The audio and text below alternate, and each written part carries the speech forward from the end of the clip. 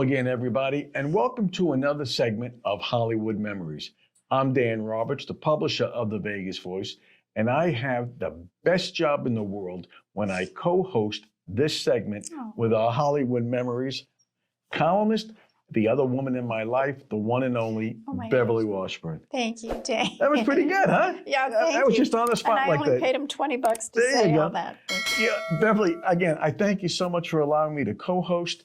This is a little bit different because this time we're not talking about the movies you make and the scripts and the TV shows, but this is a documentary that is on your life, and it's called Here's Looking at You, Kids. What was it like doing a movie which is about yourself? Actually, it was quite fun because, well, you've seen it. Yes, I have. It's about not only just the part about growing up being a child actor, but about a friendship that I've had all these years. And the other two ladies that are in the documentary with me are Sharon Baird, who you'll remember from the Mickey Mouse Club, and Mimi Gibson, who did 1,000 different things as well, but best remembered probably for being Cary Grant's daughter in Houseboat. So it's about our friendship and how we've always rooted each other on. We never competed against each other or got jealous or envious. We would always have each other's back and always root each other on. And we've been friends all these years. I mean, we're talking about decades when you were literally a couple of years old or 7 or 8 years old. Do you remember meeting Sharon? Let's discuss her first. Sharon and I met when back in the 50s when she was doing the Mickey Mouse Club. She was one of the original Mouseketeers, and I was filming Old Yeller. So as a minor, you have to have 3 hours of schooling each day, which we had in a red trailer.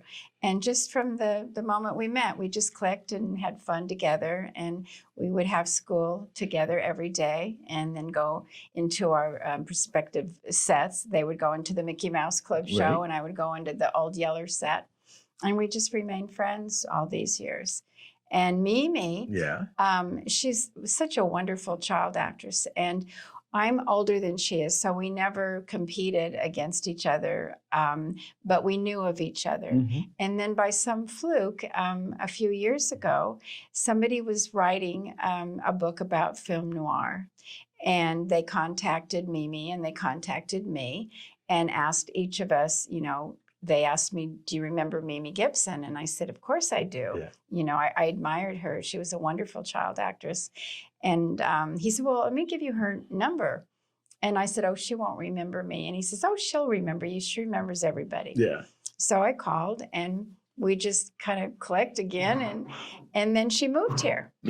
And so we've been friends. And then Jay Nagel and Patrick Powell decided that they thought it would be fun to make a documentary on our friendship and our careers and what it was like growing up in Hollywood as a child actor. And again, I've seen the documentary. It's of course fabulous and everything else, but I know all these people. And was it weird when you were looking back and they showed you clips from all these old movies or all these TV shows, and you see yourself as a child? And did it bring back memories, or did it, oh my God, look at this? It did bring a lot of memories. And, there are times when we get emotional because looking back, I mean, I'm certainly, not a household name or anything, but I've been very blessed that I've worked with some of the legends. And so has Sharon, and so has Mimi. And we have that in common. If you see the documentary, you would see who they acted with in the same scene with. And I couldn't believe it. I mean, you're talking about Hollywood stars. Let's use that term. And what I always got a kick out of is that neither you or Sharon or Mimi, you never told these stars to move or do this or do that, or the lines are no good. But you just, like a little girl, bunch of little girls, you followed the script. Absolutely. Yeah, that's how we were raised, to be respectful. Like you always joke around about, did you tell them, like, you don't want to do this line? Yeah, you don't want to do this line? Or, oh my God. No. You call yourself an actor? You never did anything like that. No, we were very respectful of working with them. Of course, we were so young that we didn't quite get or understand how famous they were, like working with Jack Benny and Loretta Young and people like that. Sharon worked with Eddie Cantor and Donald O'Connor, and She had a dance scene with Dean Martin too. I mean, fabulous it's just with Dean Martin. incredible. Oh, she's really amazing. The best, yeah, incredible. And Mimi, of course, worked with Sophia Loren and Wait, the Sophia Loren yeah, and the Cary Cary Grant. Grant. I know. And I guess again, Mimi used to tell Sophia, "Don't look like this, or change your hair, or do anything like that." It wasn't anything like that. No, that's not how any of us were raised. We were always raised to be respectful and never, because you'd always say we call them by their first name. No. Yeah, like, "Hey, Sophia, come here." Yeah, You never did that, huh? No, we never did that. And the best part about it is not only does it go into the careers of the three ladies, you talked about your friendship, all the ups and downs. Mm-hmm. I mean, we're not talking about being friends for 10 or 15 years. We're talking decades, multi-decades. Yeah, since the 50s. Yep, since the 50s. Yeah. How do you stay friends that long, especially when your careers are up, they're down, sideways, the whole bit? I don't know. I don't know what the answer is to that.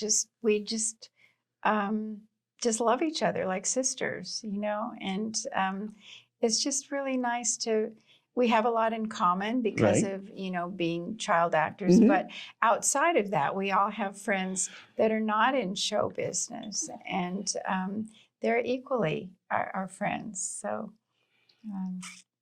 And when you did, the part that I keep on asking you about, and Sharon and Mimi, is, again, you met Sharon, you in the trailer for the Mickey Mouse Club, and you Old Yellow, and no one ever said, "I'm better than you," or, "Wait, you call that acting?" Or, "I got a damn dog, but I got a mouse," and it was never anything like that, though, was it? Never, no.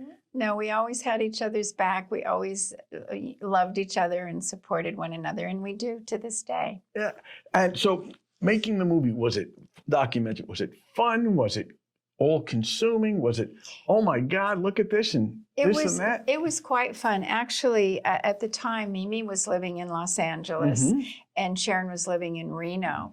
And so we filmed everything at my house, Your house, in Las Vegas. The mansion up on the, mansion, right. And so we had to figure out dates that each of them could be here. So we didn't film it all in 1 week. It took over a couple of months because they would have to make arrangements to be here because, they wanted us all to be together, obviously, and not do it separately.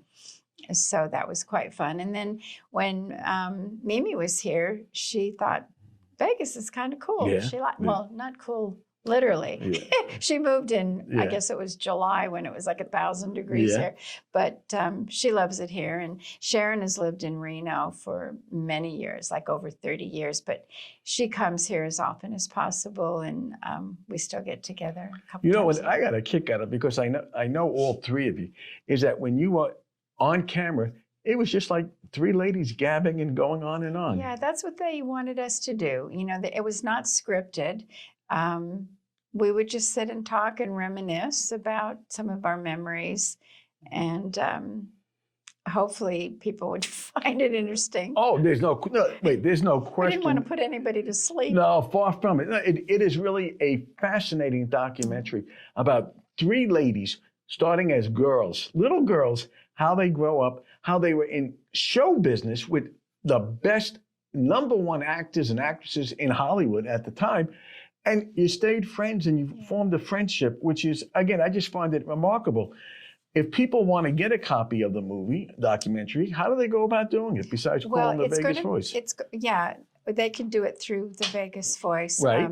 It will be coming out on DVD that hopefully will be on Amazon in the next couple of months. And they're also looking to stream it on a channel, possibly the Golden Network. We don't know Golden right Network, now. maybe, you don't know. But it could be Netflix and Amazon and Prime and everything else. And we would hope that. I mean, it's definitely worth everyone's while to see Beverly, her two friends, how they just had a remarkable career. And you look at those clips and you say, "Oh my God."